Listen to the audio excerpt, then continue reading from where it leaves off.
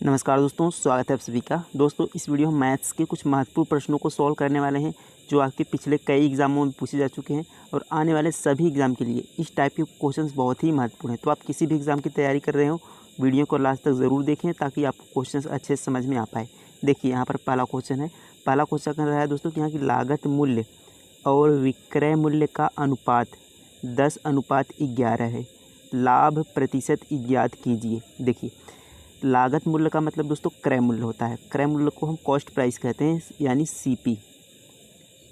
अब देखिए दोस्तों, यहाँ पर विक्रय मूल्य का मतलब होता है दोस्तों सेलिंग प्राइस, जिसे हम जिस दाम पर वस्तु को बेचते हैं उसे विक्रय मूल्य कहते हैं और जिस दाम पर वस्तु को खरीदते हैं उसे लागत मूल्य यानी क्रय मूल्य कहते हैं।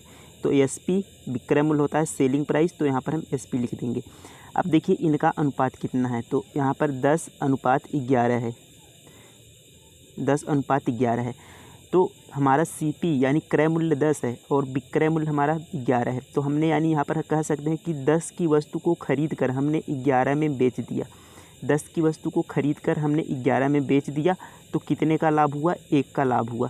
1 का लाभ हुआ, लेकिन हमें देखिए पूछा है प्रतिशत। अगर हमसे लाभ पूछा कितना हुआ तो 1 का लाभ हुआ, लेकिन प्रतिशत में पूछा है तो यहाँ पर प्रतिशत निकालने के लिए हम क्या कहते हैं? लाभ हो या हानि, जो जितना लाभ हो या हानि हो उसको, और बटे में हमेशा हम क्रय मूल्य रखेंगे। जब भी हम लाभ और प्रतिशत हानि निकालेंगे तो बटे में हमेशा क्रय मूल्य को रखेंगे। तो क्रय मूल्य कितना है? 10 है, तो यहाँ पर हम रख देंगे 10 को। अब हमें प्रतिशत निकालना है, तो प्रतिशत निकालने के लिए हम क्या करते हैं? गुणा 100 करते हैं। गुणा 100 करते हैं प्रतिशत निकालने के लिए, तो हम यहाँ 100 से गुणा कर देते हैं। देखिए 10 दहा में ये कितना हो जाएगा? 100 हो जाएगा। अब यहाँ पर 10 का 1 में गुणा करेंगे तो 10 ही आएगा। तो इस तरीके से 10% ये आपका आंसर होगा कि 10% क्या होगा? लाभ प्रतिशत कितना आ गया? 10%। तो ऑप्शन नंबर ए देखेंगे, यहाँ पर सही उत्तर हो जाएगा 10%। तो इस तरीके से यहाँ पर प्रश्नों को आपको सॉल्व करना था। उम्मीद है ये प्रश्न समझ में आ गया होगा। अगला प्रश्न देखते हैं। देखिए, अगला प्रश्न कह रहा है कि 5 वस्तुएं खरीदने पर 3 वस्तुएं मुफ्त मिलती हैं। तो दोस्तों 5 वस्तुओं को खरीदने पर 3 वस्तुएं हमें मुफ्त में मिलती हैं। छूट प्रतिशत ज्ञात करें। तो कितने की छूट हमें मिली वो हमें बताना है। हमने 5 वस्तु खरीदी और 3 वस्तु मुफ्त में मिल गई। जैसे आप कहीं मॉल में या कहीं शॉप पर जाते हैं तो वहाँ पर होता है कि 5 वस्तुएं खरीदने पर 3 मुफ्त पाएँ। इस तरीके से जो भी हो, तो वहाँ पर देखिए 3 वस्तुएं जो मुफ्त मिलती हैं वही हमसे पूछा है कि कितने छूट प्रतिशत हमें प्राप्त हुआ। तो कैसे निकालेंगे? देखिए, 5 वस्तुएं खरीदने पर 3 वस्तुएं मुफ्त में मिली। कितनी वस्तुएं मुफ्त में मिली? 3 वस्तुएं हमें मुफ्त में मिल गई। अब 3 वस्तुएं मुफ्त में मिली, कितने वस्तुओं पर हमें 3 वस्तुएं मुफ्त में मिली, यानी हम कितने वस्तु लाए वहाँ से, दुकान से हम टोटल कितने वस्तु लाए वो हमारा बटे में होगा। वो हमारा टोटल वस्तु होगा और उस पर हम 3 वस्तु का यहाँ पर छूट निकालेंगे। तो दुकान से हम टोटल कितने वस्तु लाएँ? तो 5 वस्तुएं तो हमने खरीदी ही थी और 3 हमें मुफ्त में मिल गई। यानी टोटल हम कितने वस्तु लाएँ? तो टोटल 8 वस्तु घर ले आए, यानी दुकान से टोटल 8 वस्तु लाए हैं। तो 3 की छूट मिली हमें कितने वस्तुओं पर? 8 वस्तुओं पर। 5 जो हमने खरीदा और 3 जो हमें मुफ्त में मिली, तो टोटल 8 वस्तुएं हो गई। अब 3 वस्तु हमें मुफ्त में मिली 8 वस्तुओं पर। तो इस तरीके से प्रतिशत में बताना है, तो मैंने बताया कि प्रतिशत निकालने के लिए हमेशा गुणा 100 कर देंगे। तो यहाँ पर गुणा 100 कर देते हैं। सॉल्व कर लेते हैं। 4 दूना 8 और 4 से ये कितनी बार में कटेगा? 25 बार में। तो 25 का गुणा 3 में हो जाएगा। यहाँ पर 25 है और यहाँ पर 3 है, इन दोनों का गुणा हो जाएगा। तो 25 तियाँ कितना हो जाएगा? 75 हो जाएगा। अब 75 बटे में 2 है, तो 75 का आधा यानी बटे 2 यानी उसका आधा, तो यहाँ पर आ जाएगा 37.5, क्योंकि 37 दूना 74 होता है, 0.5 75 हो जाएगा। तो 37.5% दोस्तों क्या होगा? ये हमारा छूट था। ये आपका आंसर होगा। तो ऑप्शन नंबर ए देखेंगे, यहाँ पर 37.5% ये आपका आंसर होगा। तो उम्मीद है समझ में आ गया होगा। कैसे करना था कि 3 वस्तुएं हमें मुफ्त में मिली और जो वस्तुएं हमें मुफ्त में मिली उनको हम ऊपर रखेंगे, और जितना टोटल वस्तुएं हम लाते हैं जो दुकान से घर ले आए हैं, तो टोटल वस्तु 5 और 3 यहाँ पर 8 वस्तु हम लाए हैं। दुकान से कितना वस्तु हमारे पास आया? 8 वस्तु, तो उसको हम बटे में रखेंगे। जितनी वस्तुएं हम लाएंगे उसको हम बटे में रखेंगे हमेशा। तो इस तरीके से यहाँ पर छूट निकल गया। तो उम्मीद है समझ में आ गया होगा। अगला प्रश्न देखते हैं। देखिए, अगला प्रश्न है कि 2.4 को प्रतिशत में बदलने पर, ये आपका क्वेश्चन नंबर 3 है। तो 2.4 को प्रतिशत में बदलने पर क्या आएगा।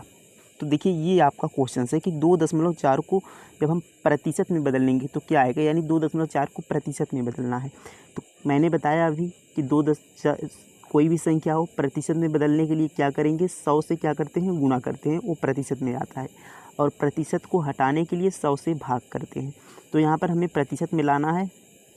देखिए 2.4 है तो इसका हम दशमलव हटा देंगे। तो आपको पता होगा किसी भी संख्या के जब दशमलव हटाएंगे तो जितने अंक पर दशमलव होगा, जैसे देखिए 1 अंक पर दशमलव है, 1 अंक बाद यहाँ पर बीच में दशमलव है, तो उतने यहाँ पर 0 लगा देंगे नीचे 1 लिखकर। यानी यहाँ पर हमने 1 लिखकर 1 0 लगा दिया, क्योंकि 1 अंक पर दशमलव था तो दशमलव हटाया हमने, यहाँ पर बटे 10 कर दिया। 1 अंक पर दशमलव था तो बटे 10 करेंगे, 2 अंक पर दशमलव हटाते तो बटे 100 करते। इस तरीके से आपको आना चाहिए। तो यहाँ पर अब इसको हमें क्या करना है, प्रतिशत में बदलना है। तो प्रतिशत में बदलने के लिए गुणा 100 करते हैं। तो यहाँ पर हम गुणा 100 कर लेते हैं। देखिए 10 का दहा में यहाँ पर 100 हो जाएगा। अब 10 का गुणा 24 में हो जाएगा तो ये कितना आ गया, 240। तो ये आपका आ गया 240%। ऑप्शन नंबर यहाँ पर सी दोस्तों आपका सही उत्तर हो जाएगा 240%। तो ये आपका आंसर है। तो इस तरीके से आपको गुणा 100 करके आपको प्रतिशत में यहाँ पर बदलना है, और प्रतिशत हटाना होता तो बटे 100 करते हैं। ये आपको पता होना चाहिए। अगला क्वेश्चन देखेंगे। देखिए अगला क्वेश्चन है कि 12 संख्याओं का औसत 48 है। यदि प्रत्येक संख्या को 11 से बढ़ा दिया जाए तो नया औसत कितना होगा। तो यहाँ पर देखिए बिल्कुल आसान सा क्वेश्चन है। अब देखिए 12 संख्याओं का औसत कितना है, 48 है। अब प्रत्येक संख्या को 11 से बढ़ा दिया जाए तो औसत कितना होगा। अब देखिए यहाँ पर आप एक चीज़ समझिए कि 12 संख्याओं का जो औसत है ये 48 है। तो औसत का मतलब, जैसे अगर हम कहें ये 12 लोग हैं और उनका जो औसत है, अगर इनके पास रुपए है, 12 लोगों के पास रुपए हैं और उनका औसत 48 है, उनके रुपए का जो औसत है 48, तो इसका कहने का मतलब ये होगा कि जो भी 12 लोग हैं उन सभी के पास 48 रुपए हैं। इस तरीके से हम कहेंगे, यानी जो 12 लोगों का जो औसत 48 है, मतलब सभी के पास, जो 12 लोग हैं सभी के पास 48 है। तो ये हम कह सकते हैं। अब देखिए कहा है कि प्रत्येक संख्या को 11 से बढ़ा दिया जाए, तो इनके जो प्रत्येक संख्या, जैसे 12 लोग हैं तो 12 को प्रत्येक को 11 रुपए अगर और दे दिया जाए तो औसत जो होगा 11 से और बढ़ जाएगा, क्योंकि सभी के पास 11 होगा, तो यानी औसत जो होगा वह 11 और बढ़ जाएगा। तो देखिए अब यहाँ पर प्रत्येक संख्या को 11 से बढ़ा दिया, यानी सभी को जब 11 से बढ़ाएंगे तो यहाँ पर औसत भी हमारा क्या होगा, 11 से बढ़ जाएगा। तो औसत कितना हो जाएगा, ये 8 1 9 हो गया, 4 1 5, तो ये आपका 59 क्या हो जाएगा, औसत हो जाएगा। तो 59 आपका आंसर डी होगा यहाँ पर सही उत्तर। तो यहाँ पर ये चीज़ आपको याद रखना है, अगर प्रत्येक संख्या को हम किसी संख्या से घटाते तो औसत भी हमारा उसी संख्या से घट जाता, और अगर प्रत्येक संख्या को किसी संख्या से हम गुणा करते तो औसत का भी हमारा उसी संख्या से गुणा हो जाता है। ये सब चीज़ों को आपको याद रखना है। उम्मीद है समझ में आ गया होगा। अगला प्रश्न देखेंगे। देखिए यहाँ पर अगला प्रश्न है कि यदि A अनुपात B 2:3 है तो 5A + 3B अनुपात 6A - 2B का मान बताओ। तो ये आपको यहाँ पर मान बताना है कि अगर A अनुपात B बराबर 2:3 हो तो जो आपको यहाँ पर दिया है इसका अनुपात बताना है। कैसे निकालेंगे, देखिए अब A के और B के अनुपात हैं 2:3, तो हम A का मान यहाँ पर मान लेते हैं 2 है और B का मान यहाँ पर मान लेते हैं 3 है। तो यहाँ पर अब इनका मान हम रख देंगे। तो 5A है, तो 5A के स्थान पर क्या है दोस्तों, यहाँ पर A बराबर कितना हमने देखा, A बराबर यहाँ पर 2 देखा, और B बराबर कितना देखा, तो B बराबर यहाँ पर 3 देखा। तो A के स्थान पर अब यहाँ पर हम 2 से गुणा कर देंगे, क्योंकि यहाँ पर देखिए 5A है तो यहाँ पर 5 रखा, हमने 2 से गुणा कर दिया। अब देखिए प्लस है, 3 है और B है, तो B के स्थान पर यहाँ पर हम क्या रख देते हैं, B के स्थान पर 3 है तो यहाँ पर हम क्या रख देते हैं, 3 रख देते हैं।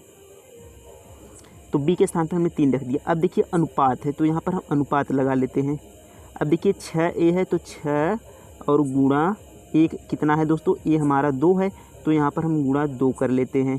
अब देखिए माइनस है तो यहाँ पर माइनस लगा लेते हैं। 2B है तो यहाँ पर 2 और गुणा B कितना है दोस्तों, हमारा 3 है तो यहाँ पर हम 3 कर लेते हैं। तो इस तरीके से देखिए यहाँ पर हो गया। अब हम क्या करेंगे, इनको सॉल्व कर लेंगे। तो 5 दूना कितना हो गया, ये 10 हो गया। और यहाँ पर देखिए प्लस है, 3 तियाँ कितना हो गया, 9 हो गया। अब अनुपात है दोस्तों, अब 6 दूना 12 हो गया और यहाँ पर माइनस 3 तियाँ कितना हो गया, 9 हो गया। अब देखिए 10 और 9 कितना हो जाएगा, 19 हो जाएगा ये। और बीच में यहाँ पर अनुपात लगा देंगे और 12 में से 9 को घटाएंगे तो कितना आएगा, 12 में से 9 को घटाएंगे तो 3 आ जाएगा। तो 19:3, 19:3 दोस्तों यहाँ पर आपका आंसर हो जाएगा। यहाँ पर 12 में से हम क्या घटाएंगे, 9 को घटाएंगे। तो यहाँ पर कुछ गलती हो रहा है दोस्तों। देखिए यहाँ पर 3 दूना 6 होगा। देखिए यहाँ पर कि यहाँ पर गलती हो गया था कि अगर हम 2 का यहाँ पर 3 का 2 में गुना करेंगे तो ये 3 दूना 6 होगा, न कि यहाँ पर 9 होगा। तो हमने यहाँ पर 9 लिख दिया था, ये गलत हो जाएगा आपका। यहाँ पर होगा 6, कितना हो जाएगा, 6 हो जाएगा। अब देखिए यहाँ पर 6 दूना 12 और 2 तियाँ 6, तो ये आपका 12 माइनस 6 आ गया। तो 12 में से हम जब 6 को घटाएंगे तो 6 आएगा आपका। तो 19 अनुपात यहाँ पर 6 होना चाहिए, 19:6। और यहाँ पर ऑप्शन आपका ए सही होता है इसका, 19:6। यहाँ पर 16 नहीं होगा, यहाँ पर 6 होगा। तो 19:6 आपका यहाँ पर आंसर होगा। तो आप यहाँ पर तरीका देख लीजिए किस तरीके से आपको सॉल्व करना है। यहाँ पर कुछ मिस्टेक लगता है। तो ए और बी का अनुपात 2:3 था, तो इस तरीके से जब हमें निकालना होगा तो यहाँ पर हम इनके अनुपात में से इनके बराबर में जो संख्या है उनको हम यहाँ पर रख लेंगे और इसे सॉल्व कर लेंगे। तो वही जो हमारा आएगा वो हमारा अनुपात हो जाएगा। तो इस तरीके से इस प्रश्न को आपको सॉल्व करना था। उम्मीद है ये प्रश्न भी आप आसानी से सॉल्व कर पाएंगे। तो वीडियो कैसा लगा दोस्तों कमेंट में ज़रूर बताइएगा, और किस तरीके से यहाँ पर आपको क्वेश्चंस लगे ये भी ज़रूर बताइएगा। थैंक यू, धन्यवाद। मिलते हैं अगले वीडियो में।